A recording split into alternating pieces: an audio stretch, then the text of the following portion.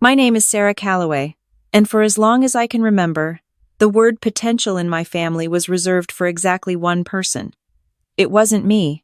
My sister was the kind of person who made everything look effortless. She graduated top of her class at Georgetown, got into Johns Hopkins Medical School on her first application, and had the kind of laugh that made strangers feel like they'd known her for years. My parents built their identity around her. My father, a partner at a civil litigation firm in Westchester, framed her acceptance letter and hung it in the hallway. My mother told the story of my sister's MCAT score at dinner parties the way other people talk about winning the lottery. I was the other one, not the stupid one, not the cruel one, just the one who didn't fit the frame they'd built for this family. I was the one who stayed in her room too long, who asked questions that made holiday dinners go quiet, who got into law school, the same school my father attended, and then left after 11 months because something inside me knew, with a certainty I couldn't explain at the time, that I was building the wrong life. The day I came home and told my parents I was withdrawing, my father set down his fork very slowly. He didn't yell. He didn't need to. He just looked at me the way you look at a car that won't start, something that was supposed to work and simply doesn't, and said, "I don't know what you expect to do with yourself, Sarah." My mother said nothing. She looked at my sister, who was visiting that weekend, and my sister gave her a small, sympathetic smile that she thought I didn't see. I moved into a one-bedroom apartment in Stamford after that. I told my family I was figuring things out. They took that to mean I was floundering. In a way, I was letting them believe it. What I didn't tell them was that I'd spent the last 2 months of law school doing something else entirely. I'd been talking to people. Specifically, I'd been talking to other people like me, people who'd hit a wall inside the mental health care system, who'd tried to find a therapist and been met with 6-week waiting lists, insurance denials, and platforms so outdated they felt like filing a tax return. I'd been one of those people myself at 22, sitting on the edge of my dorm bed at midnight, searching for someone to talk to and finding nothing that worked. I'd started building something, not an app in the way my family would have imagined it, not a side project or a hobby or something I was messing around with. I was building a real platform, a marketplace that matched people in acute mental health need with licensed providers in under 48 hours. Using a triage algorithm I'd designed myself with the help of a clinical psychologist I'd cold emailed 17 times before she finally wrote back. I called it Bridgewell. I incorporated it as an LLC in my apartment on a Tuesday night in February with a cup of cold coffee on my desk and absolutely nobody in my corner. I'd saved $22,000 working paralegal summers and selling my law school textbooks. That became my seed money. I poured every non-sleeping hour into it. I learned things I had no business learning: back-end infrastructure, HIPAA compliance requirements, provider credentialing protocols. I failed at things publicly and silently rebuilt them. I hired my first contractor, a developer I found on a freelancer forum who worked from Tucson, and paid him in increments that sometimes meant I ate sandwiches for 2 weeks straight. My family knew none of this. Not because I was hiding it out of spite. I want to be honest about that. I tried to tell them once. It was Thanksgiving, my first year back in Stamford. My sister was home for the holiday, glowing from a successful rotation, and the dinner conversation was the usual rotation of her accomplishments and my father's cases. At some point there was a pause, and I said, "I've been working on something. A health tech startup, mental health access, specifically." My father looked up from his plate. "A startup," he said, in the tone people use when they're choosing not to say what they're thinking. "Yes, it connects people who need therapy with licensed providers quickly. The matching system," my sister tilted her head. "Like BetterHelp? Different model. More acute focus, faster intake. The algorithm accounts for." "Sarah." My mother said my name the way she always did when she wanted to redirect without confronting. "Are you making money from this?" "Not yet. It's early stage. So you're not making money," my father said. The conversation moved on.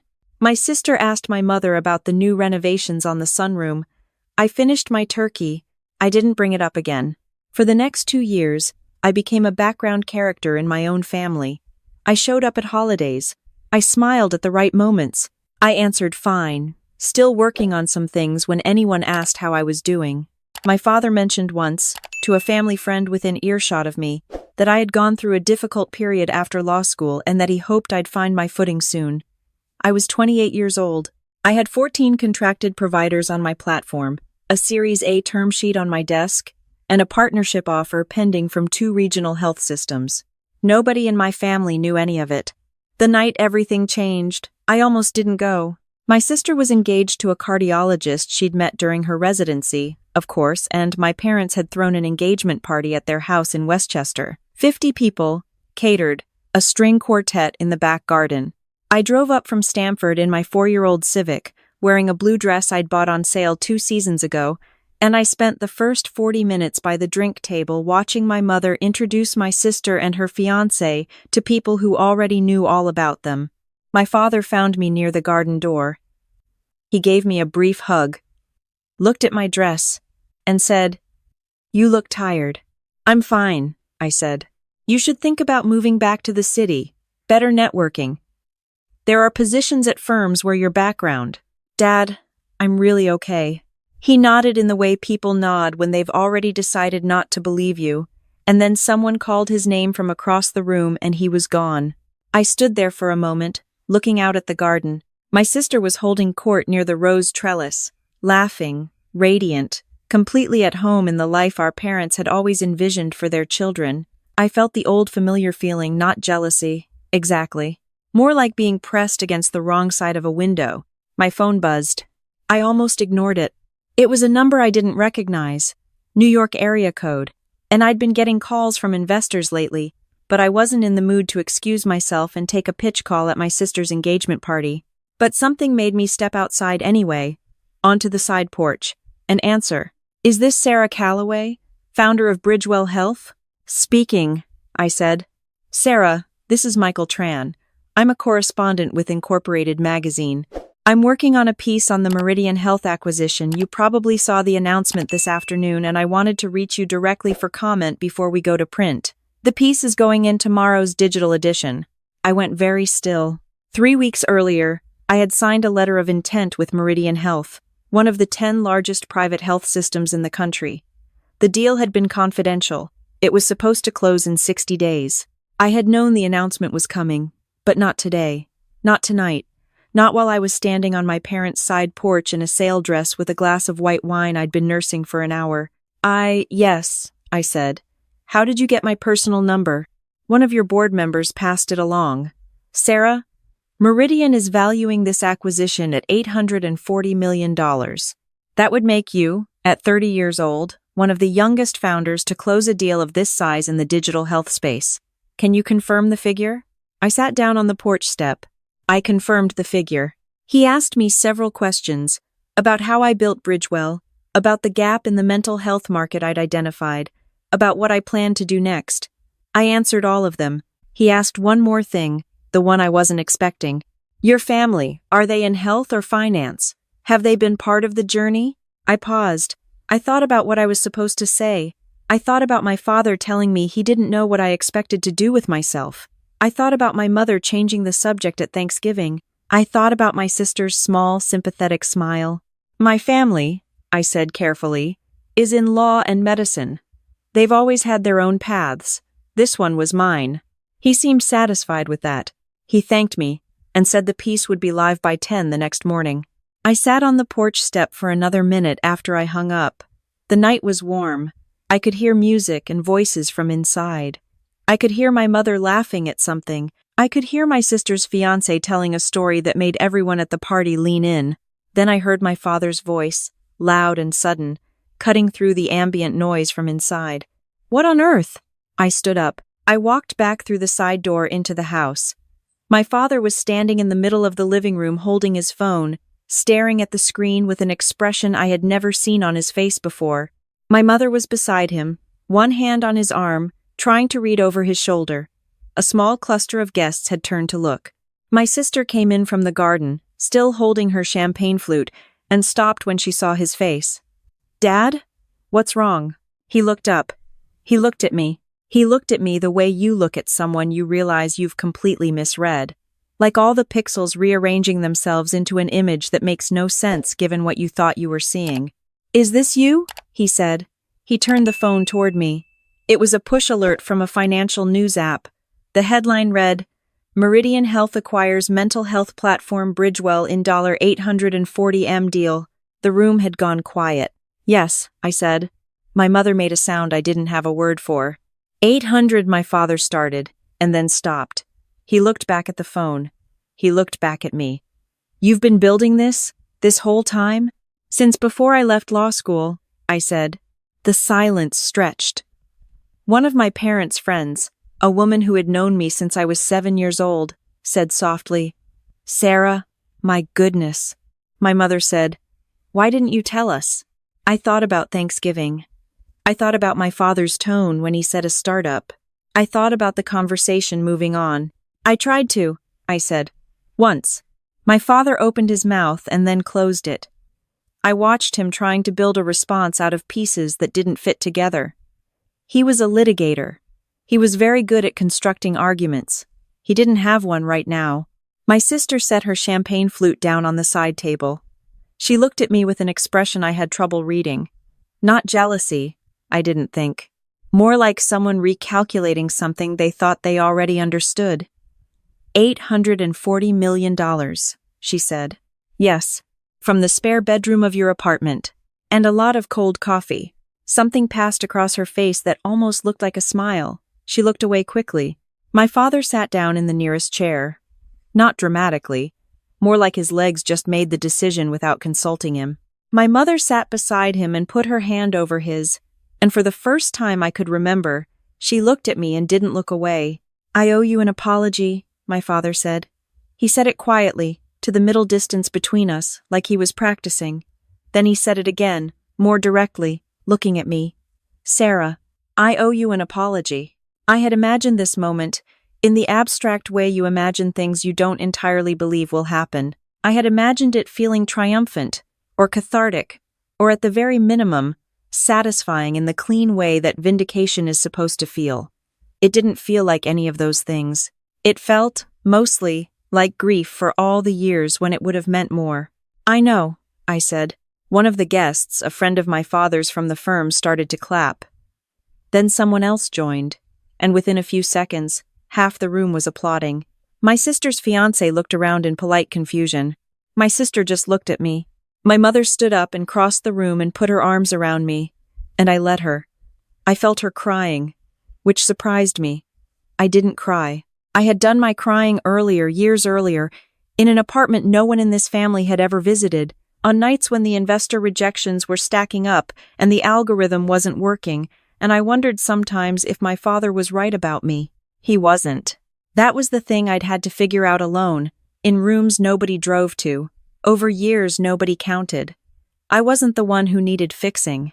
I was the one who needed space to build something they couldn't see yet. The incorporated piece went live at 7:30 the following morning, well before the projected 10 o'clock. By noon, it had been picked up by 5 other outlets. By 3 in the afternoon, my phone had more notifications than I could reasonably process, and my inbox was, I'll be honest, unusable for about a week. My father called me that morning, before the piece was even live, which meant he'd been up early and thinking. "I want to understand what you built," he said. "Will you explain it to me? All of it." I said, yes. I explained all of it. He listened without interrupting, which for him was something close to a miracle. At the end, he was quiet for a moment, and then he said, "I always thought success in this family looked a certain way." "I know," I said. "I was wrong about what it looked like." "Yes," I said, "you were." I didn't soften that. I didn't reframe it, or add a qualifying statement to make him feel better about it. That was the decision I'd made on the porch step the night before, after the incorporated correspondent asked about my family, and I had a moment to think about what honesty actually requires. It requires letting the truth be the truth, without building a more comfortable structure around it. He deserved honesty. We both did. My sister texted me 2 days later. She said she was proud of me, which I believed, and she said she was sorry she hadn't listened at Thanksgiving, which I also believed. She asked if we could get dinner when she was back in the city. I said yes. I meant it. That dinner was the beginning of something different between us. Not a reinvention, she's still my sister. I'm still me. And neither of us pretends that the years of distance were nothing. But it was a beginning. Real ones usually are small and quiet, and happen at restaurant tables with bad lighting where two people decide, without announcing it, to try. My parents came to see my Stamford apartment for the first time 3 weeks after the announcement. My mother stood in my kitchen holding a mug of tea, looking at the whiteboard I still kept mounted on the wall covered in architecture diagrams and provider metrics, and she said, "You lived like this the whole time?" "I liked it," I said. "It was exactly what I needed." She shook her head slowly. Not in disapproval. In something more like wonder, and maybe mourning for a version of knowing me that she had missed. My father stood at the window looking out at the Stamford skyline, not impressive, but mine, and he said nothing for a while. Then he said, "I used to tell people you'd find your footing." He turned from the window. "You'd already found it." "I had," I said. "I should have asked better questions." "Yes," I said. "You should have." He nodded. He picked up his tea. We sat in the kitchen together for another hour. And for the first time in years, the conversation was just conversation, not an audition, not a performance, not two people talking past the version of each other they'd already decided was true. I don't tell this story because everything got resolved. Families are not problems with solutions.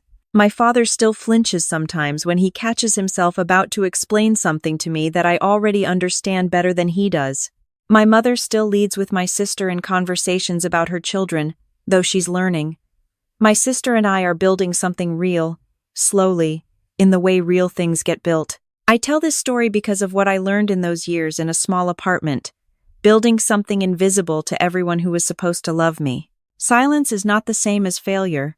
Work that goes unseen is still work. The validation you don't receive from the people closest to you doesn't create a hole in what you've actually accomplished. It only creates a hole in the relationship, and that is their loss as much as yours. I spent years thinking that the absence of their belief meant there was something wrong with what I was doing. I was confusing their limited imagination for evidence. Don't do that. Don't let someone else's inability to see what you're building become the ceiling you build your ambition under. I had an $840 million proof of concept, and I built all of it before anyone in my family thought to ask how I was doing. That's the part I want to stay with you. Not the numbers are just shorthand for effort, and the effort was always the real thing. Stay with the image of a woman alone in a small apartment at 11 o'clock on a Tuesday night, cold coffee, a whiteboard she'll still be staring at in 3 years, building something that nobody around her could see yet. She wasn't lost. She was just working somewhere they hadn't thought to look.